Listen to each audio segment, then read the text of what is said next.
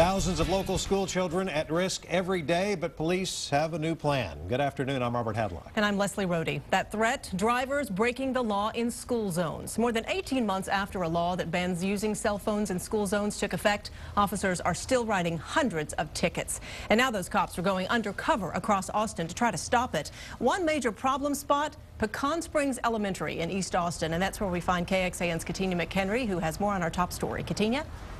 Leslie, good evening. This is a sign that crossing guards say drivers are ignoring. It says you can't use your cell phone in a school zone. And this is the path that hundreds of school children walk every single day. So officers want you to pay attention to that sign, and they want you to pay attention to the thousands of school children who use these crosswalks every single morning. If you don't, you could face a fine. Elena Adams is a parent with a third-grade child. She says she sees distracted drivers on a regular basis in front of her daughter's school. Sometimes with pickup, you know, the cars are coming through, people are speeding through sometimes, or they're on their phones not paying attention to actually what what's going on. Just this school year, APD says they have given hundreds of tickets, 1,300 of them, in fact, for cell phone violators. 5,000 tickets were given to speeders. Even with that many, APD says there is still a problem, and it takes just seconds for an accident to happen.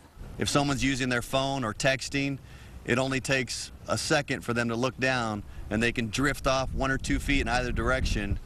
And that 1 or 2 feet in a school zone can make the difference between life and death with our kids. APD is cracking down on chatty drivers and speeders. You probably won't recognize them, but an officer dressed in regular clothes will stand with the crossing guard at a different school each morning. If you're caught, he will radio ahead to another officer who will then pull you over. It's very difficult for them to enforce the no cell phone law, because normally when a person sees a police officer, the first thing they do is put down their phone.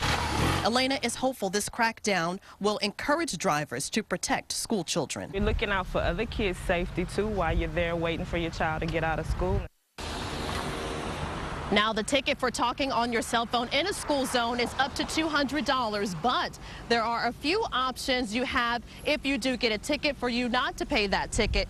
You can shadow a crossing guard on one morning. You can present a parent presentation at a PTA meeting on distracted driving. And if you are in high school or in college and you get a ticket, you can do an essay or write an essay to maybe get out of that ticket. Now, officers will be stationed in school zones like this one, along with the crossing guard, and that is based on the number of complaints they receive from crossing guards and parents. That will determine which schools they decide to post at in any given morning. We are live at East Austin. Katina McHenry, KXAN Austin News. Well, we also spoke to Pflugerville, Leander, and Round Rock ISDs about their policing the school zones there.